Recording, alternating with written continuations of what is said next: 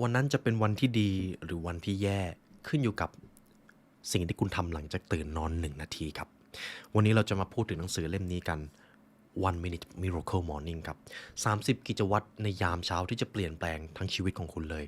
คุณผู้ฟังน่าจะมีโอกาสได้ฟังเรื่องของ Morning Routine หรือกิจวัตรยามเช้ากันมาแล้วแต่ในพาร์ทนี้ครับเราจะพูดถึงคู่มือที่เรียบง่ายที่สุดในการที่จะทำให้1 นาทีแรกของวันมีประสิทธิภาพสูงสุดในเอพิโซดนี้ครับเราจะมาเรียนรู้กับหนังสือ One Minute Miracle Morning ครับ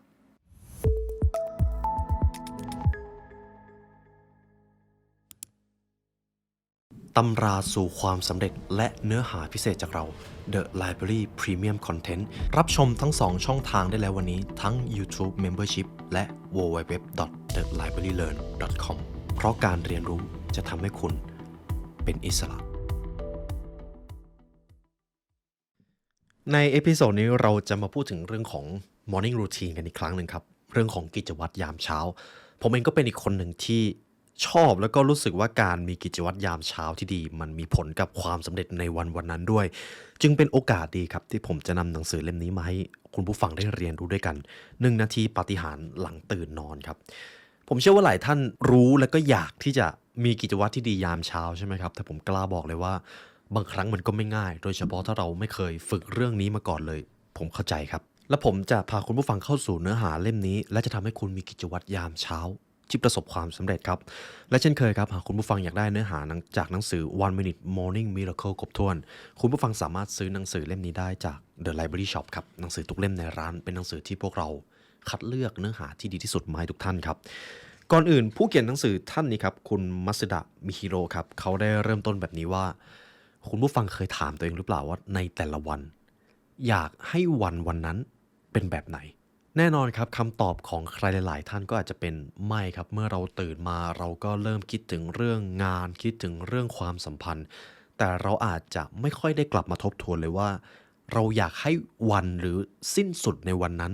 เป็นอย่างไรดังนั้นเราต้องเริ่มจากการตั้งคำถามตัวเองในตอนเช้าๆก่อนว่าคุณอยากให้วันนั้นเป็นอย่างไรเรื่องง่ายๆแบบนี้แหละครับที่ใช้เวลาไม่ถึง1 นาทีมันสร้างปาฏิหาริย์ให้กับผู้เขียนท่านนี้ เขาเลยเริ่มแบบนี้ครับ เวลาคือสิ่งเดียวที่ทุกคนได้รับอย่างเท่าเทียมกัน ทั้งตัวคุณผู้ฟังตัวผมเองและทุกๆท่านต่างมีเวลา 24 ชั่วโมงใน1 วันใช่ไหมครับ จากช่วงเวลาทั้งหมดทุกท่านเชื่อหรือเปล่าว่ายามเช้าครับเป็นจุดเริ่มต้นและเป็นตัวกำหนดผลลัพธ์ของวันนั้นครับทั้งที่มันเป็นช่วงเวลาสำคัญที่ตัดสินว่าในวันนั้นผลลัพธ์จะเป็นอย่างไรแต่ทำไมหลายคนกลับปล่อยให้ช่วงเวลายามเช้าผ่านไปโดยที่ไม่ได้ทำอะไรให้มันเป็นชิ้นเป็นอันเลยนี่แหละครับคือสิ่งที่น่าเสียดายมากเขาบอกเลยว่านี่คือ Platinum Moment ครับช่วงเช้าคือ Platinum Moment ซึ่งคุณจะต้องสร้างกิจวัตรที่ยอดเยี่ยมขึ้นมาให้ได้ ผมมีโอกาสได้อ่านเจอประโยคนึงนะครับและเป็นประโยคที่อธิบายได้ดีมากผมอยากให้คุณผู้ฟังคิดตามตอนเช้าเป็นช่วงเวลาที่เราสามารถแสดงศักยภาพออกมาได้มากที่สุดของวันเพราะมันเป็นช่วงเวลาที่สารอะดรีนาลินและโดพามินซึ่งมีประสิทธิภาพในการเพิ่มแรงจูงใจและสมาธิถูกหลั่งออกมาสำหรับคนทำงานตอนเช้าจนถึงก่อนเที่ยงถือเป็นช่วงเวลาแห่งการตัดสินแพ้ชนะเลยครับ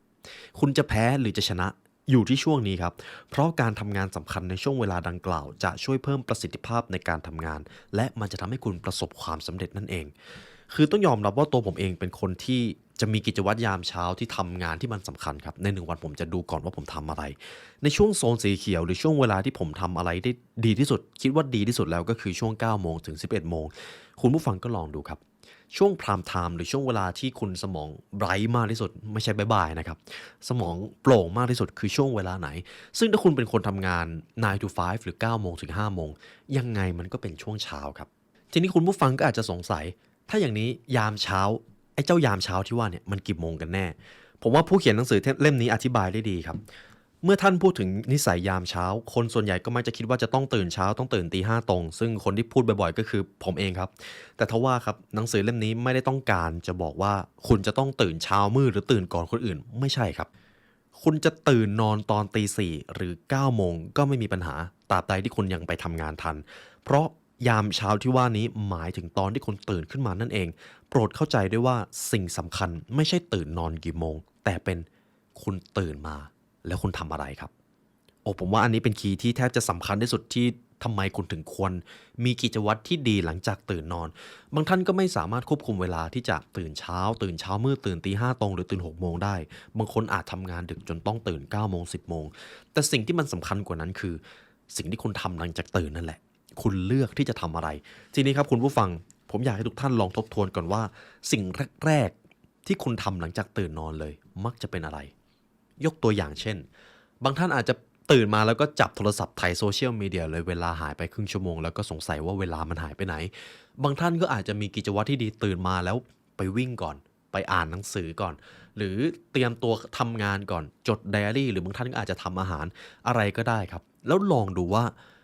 กิจวัตรนั้นมันเป็นกิจวัตรที่เมื่อคุณทำคุณเก่งขึ้นจากกิจวัตรนั้นหรือไม่ถ้าคำตอบคือใช่รักษากิจวัตรนั้นไว้ครับแต่ถ้าคำตอบคือ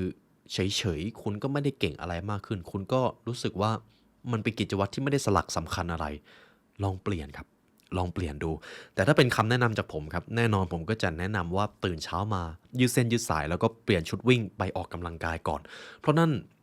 คือสิ่งที่คิดว่ายากที่สุดใน1 วันแล้วถ้าคุณทำสิ่งที่ยากได้ประสบความสำเร็จที่เหลือมันก็จะง่ายครับนี่คือปรัชญาส่วนตัวของผมเองครับคุณผู้ฟังเอาล่ะครับทีนี้มันจะเป็นแก่นของหนังสือแล้วว่านิสัย30นิสัยคือหนังสือเล่มนี้เขียนไว้ว่า30กิจวัตรที่จะทำให้ยามเช้าเปลี่ยนแปลงชีวิตคุณนะครับผมจะมาเริ่มตั้งแต่นิสัยที่1เลยและผมเชื่อว่าพอคุณผู้ฟังมาถึงตรงนี้ก็รู้ถึงอิทธิพลหรือพลังที่มันยิ่งใหญ่มากในการที่ประสบความสำเร็จในช่วงเช้าเรามาเริ่มนิสัยแรกกันถ้า30นิสัยนี้อาจจะไม่ต้องทำทุกนิสัยนะครับเพียงแค่เริ่มต้นนิสัยใดนิสัยหนึ่งได้แนวโน้มความสำเร็จหรือแนวโน้มความสุขในชีวิตมันก็จะเพิ่มตามนิสัยที่1-10จะเกี่ยวกับการตั้งคำถามครับเขาบอกว่าหลังจากที่คุณตื่นนอนภายใน10วินะครับคุณสามารถตั้งคำถามกับตัวเองได้นั่นคือสิ่งที่จะสร้างปาฏิหาริย์ในวันนั้นคือผมต้องยอมรับว่าอันนี้เป็นวิธีใหม่ที่ผมเพิ่งเคยเจอแล้วรู้สึกว่ามันดีเพราะผมเป็นคนหนึ่งที่ตื่นมาแล้วในหัวมักจะคิดเรื่องลบๆครับคืออันนี้ผมไม่รู้จริงๆว่าผมเป็นอะไรในหัวผมจะคิดถึงเรื่องของงานที่ยังไม่เสร็จปัญหาของบริษัทที่กำลังเจออยู่แล้วผมรู้สึกว่ามันทรมานมากผมเป็นตั้งแต่เด็กๆนะครับเรื่องแบบนี้ผมเลยมาเจอนิสัยนี้ครับเมื่อตื่นมาลองตั้งคำถามก่อนข้อที่หนึ่งตอนนี้รู้สึกอย่างไรวินาทีแรกหลังจากที่คุณผู้ฟังตื่นมานะครับในหัวของคุณมันอาจจะยังโล่งหรืออาจจะมีความฟุ้งซ่านจากความฝันเมื่อคืนก่อนเริ่มต้นถามตัวเองอย่างนี้เลยตอนนี้คุณรู้สึกอย่างไรอยู่บ้างคุณรู้สึกเพลียคุณรู้สึกได้นอนเต็มอิ่มหรือคุณรู้สึกว่าวันนี้เป็นวันที่คุณพร้อมที่จะรับมือกับงานที่กำลังเข้ามาผมเชื่อว่าหลายท่านอาจจะยังไม่เคยถามตัวเองในตอนเช้าแบบนี้นะครับถ้าคุณผู้ฟังตื่นเช้ามาแล้วรู้สึกหงุดหงิดไม่เป็นไรครับมีหลายคนที่เป็นแบบนั้นผมเองก็ด้วยลองดูแบบนี้นะครับยกตัวอย่างถ้าคุณตื่นมาแล้วก็รู้สึกว่าทำไมเช้านี้คุณรู้สึกหงุดหงิดยังไงก็ไม่รู้คุณลองถามตัวเองไปแล้วก็ให้คุณถามต่อไปว่าแล้วทำไมคุณถึงรู้สึกหงุดหงิดแก่นของความหงุดหงิดนั้นมันมีที่มาที่ไปหรือไม่หรือว่าคุณหงุดหงิดเพียงเพราะมันมีฮอร์โมนบางตัวในสมองหลั่งออกมาเมื่อทำแบบนี้ครับคุณผู้ฟังจะพยายามคิดหาสาเหตุที่ทำให้รู้สึกหงุดหงิดจนพบสาเหตุได้บางทีอาจจะเป็นเมื่อวานมีเรื่องที่อยากทำแต่ไม่ได้ทำหรือรู้สึกแย่เพราะโดนตำหนิมันคือการได้กลับมาทบทวนตัวเองครับจากนั้นก็ให้ถามต่อไปว่าถ้าอย่างนั้นควรทำอย่างไรดีมันจะเริ่มเป็นมุมมองในการแก้ปัญหาแล้วทีนี้แหละครับการรู้ว่าตัวเองรู้สึกอย่างไรและตั้งคำถามเกี่ยวกับประเด็นนั้นไปเรื่อยๆจะช่วยให้คุณสามารถจัดการกับสาเหตุได้และที่สำคัญที่สุดคือคุณกำลังมองหาวิธีแก้ปัญหาในช่วง Platinum Time ครับช่วงเช้าของคุณเลยต่อไปเป็นคำถามที่2ต้องเป็นวันแบบไหนถึงจะยอดเยี่ยมเขาบอกว่ายามเช้าเป็นช่วงเวลาที่ฮอร์โมนความเครียดมีระดับสูงสุดของวันครับโอเคผมเข้าใจแล้วว่าทำไมผมมักจะเครียดตอนเช้าจึงไม่แปลกอะไรที่คุณตื่นมาแล้วรู้สึกอยากนอนต่อหรือรู้สึกโอ้โหวันนี้จะต้องไปทำงานอีกแล้วเหรอเพราะจริงๆแล้วฮอร์โมนความเครียดมันหลั่งออกมามันมีวิธีจัดการอยู่ครับด้วยคำถามนี้เลยวิธีปรับเปลี่ยนความรู้สึกที่ง่ายที่สุดก็คือการถามตัวเองว่าวันนี้มันต้องเป็นวันแบบไหนมันถึงจะเป็นวันที่ยอดเยี่ยมวันนี้จะต้องมีการปฏิสัมพันธ์อย่างไรจะมีผลลัพธ์ของวันแบบไหนมันถึงจะทำให้คุณกล้าพูดออกมาได้เต็มปากว่านี่คือวันของคุณลองจินตนาการดูครับพอคุณจินตนาการคุณก็จะเริ่มรู้แล้วว่าเข็มทิศชีวิตในวันนี้ควรจะเบนไปในทิศทางไหนและถ้าหากคุณตอบว่าวันที่ยอดเยี่ยมจะต้องเป็นวันที่คุณสามารถทำงานใน To Do List ออกมาได้ครบถ้วน สมองก็จะออกคำสั่งให้คุณทำสิ่งต่างๆเพื่อมุ่งไปสู่เป้าหมายนั้นคำถามข้อต่อไปครับผมจะอธิบายก่อนว่าผมอาจจะไม่ได้เอาคำถามมาทั้งหมดนะครับจะเป็นบางข้อที่ผมเชื่อว่ามันสำคัญในการคิดของเราคำถามข้อต่อไปสิ่งที่ทำได้ในวันนี้ที่ช่วยให้คุณเข้าใกล้ความฝันมากขึ้นคืออะไรผมว่าคำถามนี้จะมี Impact ในเรื่องของการแอคชั่นหรือการกระทำในวันนั้นครับเขาบอกเอาไว้แบบนี้ครับผมเชื่อว่าคุณผู้ฟังทุกคนมีเป้าหมายเราทุกคนต่างมีเป้าหมายบางอย่างหรือถ้ายังไม่มีก็ลองเขียนมันออกมาดูแล้วลองถามตัวเองดูว่าการกระทำอะไรบ้างในวันนี้ที่มันจะทำให้คุณเข้าใกล้เป้าหมายมากขึ้นยกตัวอย่างเช่นผมต้องการให้องค์กรของผมนะครับประสบความสำเร็จได้ตัวเลขหรือได้สร้าง Impact ต่อสังคมเท่าที่ผมต้องการผมก็จะต้องคิดภาพให้ได้ว่าแล้ววันเนี้ยกิจวัตรที่ผมทำในแต่ละวันเนี่ยมันทำให้ผมเข้าใกล้เป้าหมายมากขึ้นหรือไม่ถ้าคำตอบคือใช่ก็พัฒนาต่อไปแต่ถ้าคำตอบคือไม่ใช่อาจจะต้องมีอะไรที่ต้องได้รับการเปลี่ยนแปลงแล้วเห็นไหมครับอันนี้คือพลังของการตั้งคำถามครับลองถามดูครับว่าคุณผู้ฟังมีเป้าหมายอะไรและสิ่งที่ทำในวันนี้จะทำให้คุณเข้าใกล้เป้าหมายมากขึ้นหรือไม่คำถามข้อต่อไปครับคำถามนี้จะเป็นอีกคำถามหนึ่งที่ทำให้คุณได้กลับมาเรียกว่าฮีลใจของตัวเองแล้วกันคำถามนี้ครับวันนี้ตัวเราอยากขอบคุณใครอาจจะเป็นคนหรือเป็นสิ่งของหรือเป็นอะไรก็ได้ที่คุณอยากขอบคุณครับผมว่าสิ่งหนึ่งในสังคมปัจจุบันที่เขาพูดได้มาชัดเจนเลยว่าสังคมปัจจุบันได้ชื่อว่าเป็นสังคมแห่งความเครียดครับจริงอยู่ครับเรามีนวัตกรรมที่มาอำนวยความสะดวกเรามีหน้าที่การงานที่ไม่ต้องไปออกป่าหาของในป่าไม่ต้องไปล่าสัตว์เหมือนเมื่อก่อนแล้วแต่ความเครียดมันกลับสวนทางเพราะความคาดหวังของมนุษย์สูงขึ้นพอแต่ละคนดูเหมือนจะมีไลฟ์สไตล์ที่หรูหรามากขึ้นไปเรื่อยๆแต่ละคนทำงานแล้วรวยขึ้นโซเชียลมีเดียมาเราก็เกิดการเปรียบเทียบไปอีกมันเลยมีความเครียดตามมาเป็นเท่าตัวครับมันจึงไม่ใช่เรื่องแปลกที่ว่าเวลาคุณไปคุยกับใครคุณมักจะเจอเขาอยู่ในสภาพที่มีความเครียดหรือมือเรื่องที่หงุดหงิดอย่างบอกไม่ถูกดังนั้นบางครั้งไม่ว่าเราจะทำอย่างไรก็ไม่หายหงุดหงิดซึ่งไม่เป็นไรครับเราเป็นมนุษย์กันเขาจึงแนะนำว่าลองถามคำถามที่ช่วยกำจัดความหงุดหงิดให้หายไปได้โดยเร็วที่สุดก็คือวันนี้คุณอยากขอบคุณใครหรือวันนี้คุณอยากขอบคุณอะไรครับคำถามนี้จะทำให้คุณได้กลับมาทบทวนว่าจริงๆแล้วชีวิตของคุณมันมีอะไรที่ควรจะขอบคุณเยอะมากเลยตอนนี้คุณฟังเสียงผมอยู่คุณเข้าถึงอินเทอร์เน็ตคุณเข้าถึงโทรศัพท์หรือคอมพิวเตอร์คุณเข้าถึงแหล่งความรู้ที่บางครั้งห้องเรียนก็ไม่ได้สอนนี่ก็เป็นเรื่องที่ควรจะขอบคุณจริงไหมครับแต่บางครั้งเราหลงลืมสิ่งเหล่านี้ได้ง่ายดายมากเพราะเราถูกดึงดูดความสนใจนั่นเองสรุปคือการที่คุณรู้สึกหงุดหงิดกับอะไรสักอย่างเป็นสัญญาณที่กำลังบ่งบอกว่าคุณหลงลืมความรู้สึกขอบคุณชีวิตหรือตัวตนของคุณในวันนี้ก็เกิดจากความคาดหวังของตัวตนของคุณในอดีตแล้วคุณก็ประสบความสำเร็จมาถึงระดับหนึ่งแล้วนี่แหละครับคือเหตุผลที่เราควรจะขอบคุณชีวิตและสิ่งรอบๆตัวของตัวเองเอาล่ะครับต่อไปจะเป็นเฟสที่2มันจะเป็นส่วนที่เรียกว่าแอคชั่นครับในส่วนแรกเราพูดถึง question ในส่วนที่2คือแอคชั่นการปฏิบัติเล็กๆน้อยๆจะทำให้ระดับความพึงพอใจในแต่ละวันเปลี่ยนไปอย่างน่าทึ่งครับเราพูดถึงกิจวัตรยามเช้าใช่ไหมครับในข้อที่แล้วเราพูดถึงเรื่องของตื่นมาแล้วตั้งคำถามได้กลับมาทบทวนกับตัวเองมันคือการได้อยู่กับความสงบภายในจิตใจในข้อต่อไปก็จะเป็นการ take action แล้วใช่ไหมครับเราต้องเริ่มต้นลงมือทำอะไรสักอย่างให้มันเกิดผลลัพธ์เพื่อที่จะสร้างความสำเร็จเรามาเริ่มที่ข้อ1ครับลอง input ข้อมูลตอนเช้าสัก1นาทีครับคืออะไรเดี๋ยวผมจะอธิบายให้ฟังในหนังสือพัฒนาตนเองและหนังสือธุรกิจมักจะบอกว่าการเอาพุทข้อมูลจะนำไปสู่การพัฒนาตัวเองแต่ครับเราจะเอาพุทข้อมูลออกมาได้ก็ต่อเมื่อเรา input ข้อมูลเข้าสู่สมองก่อนเขาบอกว่าเวลาที่สมองว่างเปล่าและไม่มีอะไรเอาพุทออกมา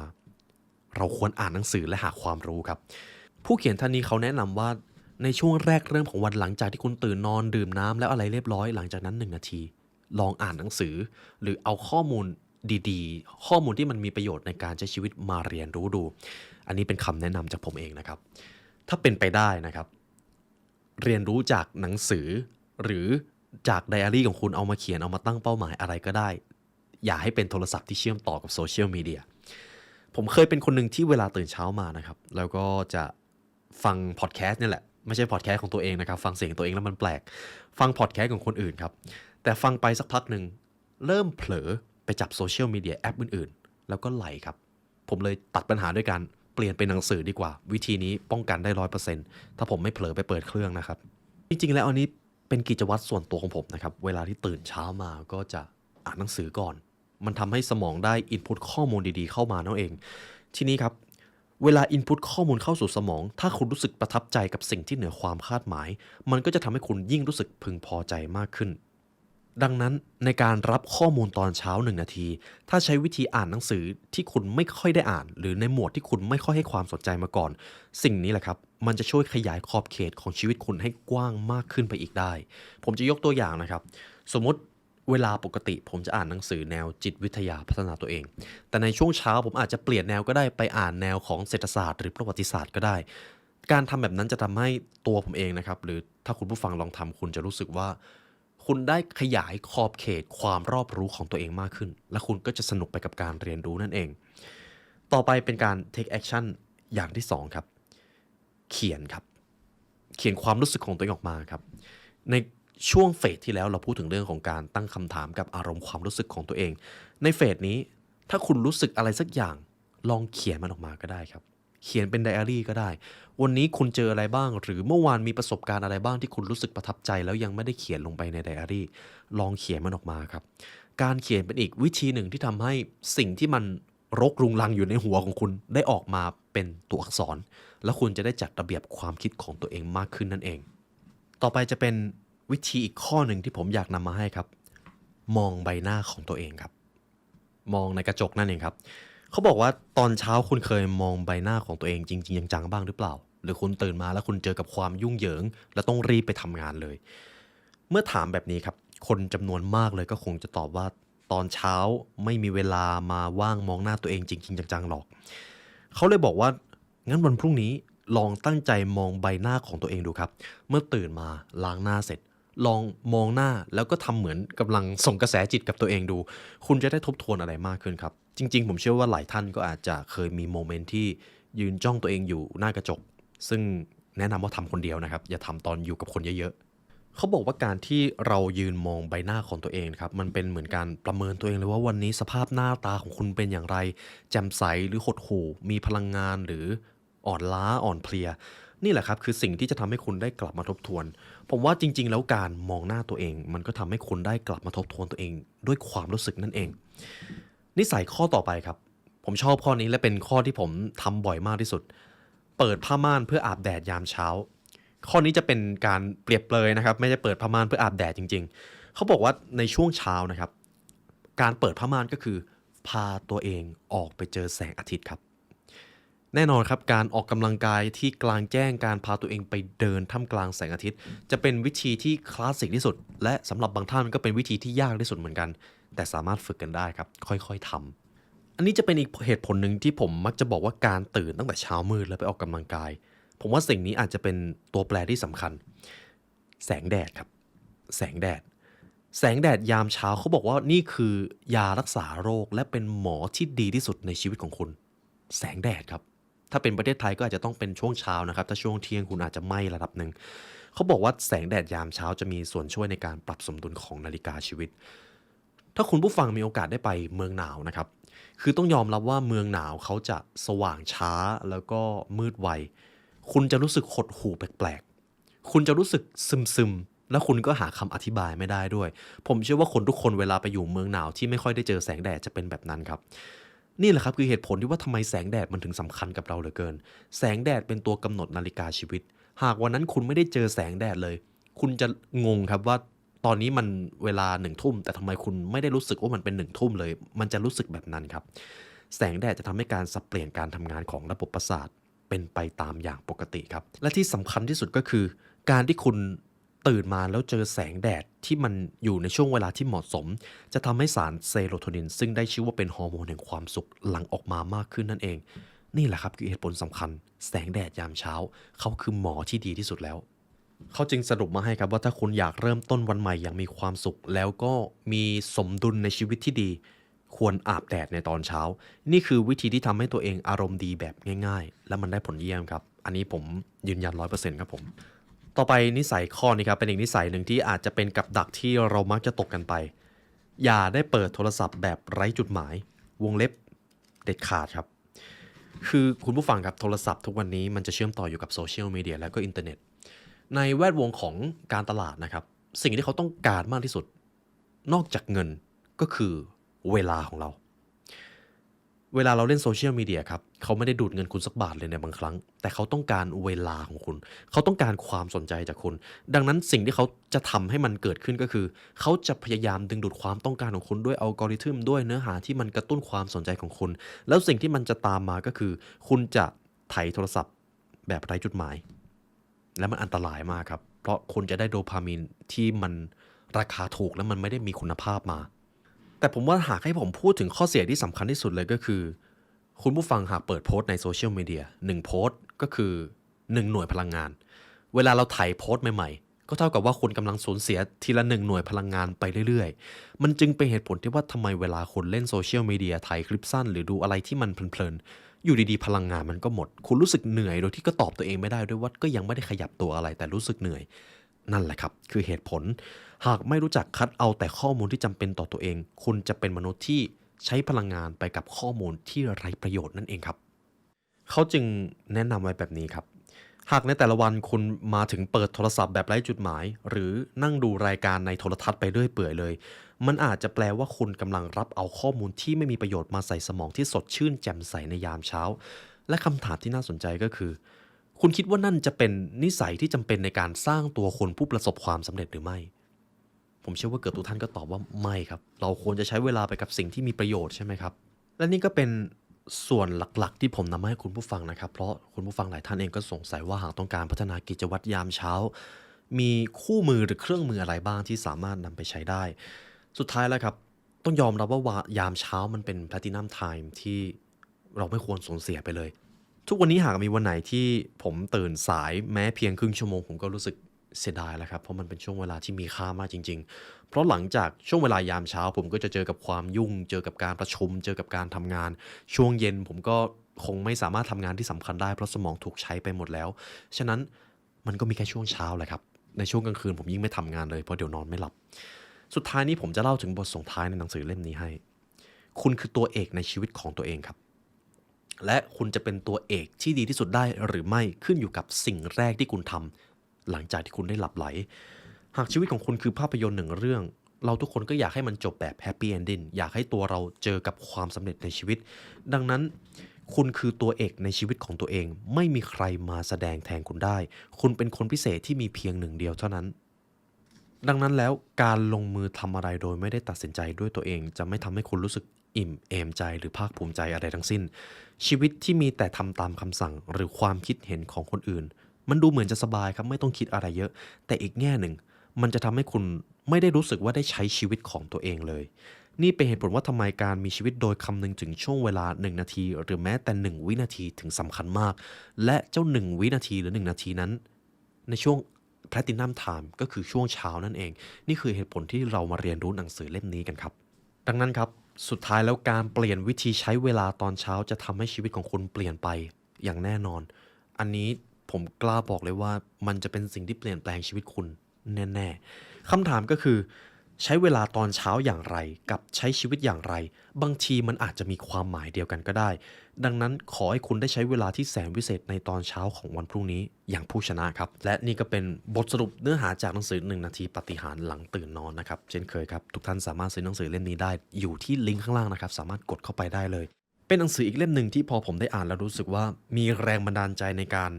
สร้างกิจวัตรยามเช้าหรืออยู่กับยามเช้าที่มันทำให้ตัวตนประสบความสำเร็จมากยิ่งขึ้นและถ้าคุณผู้ฟังต้องการพัฒนายามเช้าของตัวเองครับหนังสือเล่มนี้เหมาะกับท่านครับและในวันนี้ครับหากทุกท่านฟังมาถึงตรงนี้ตัวผมเองก็ขอบคุณและเป็นเกียรติมากจริงๆครับที่เรามีโอกาสได้มาเรียนรู้ด้วยกันในวันนี้ได้เวลาอันสมควรแล้วครับทีมงาน The Library เลยและตัวผมไลออนยุวศิลป์ขอลาไปก่อนขอให้วันนี้เป็นวันที่ยอดเยี่ยมของทุกท่านครับสวัสดีครับ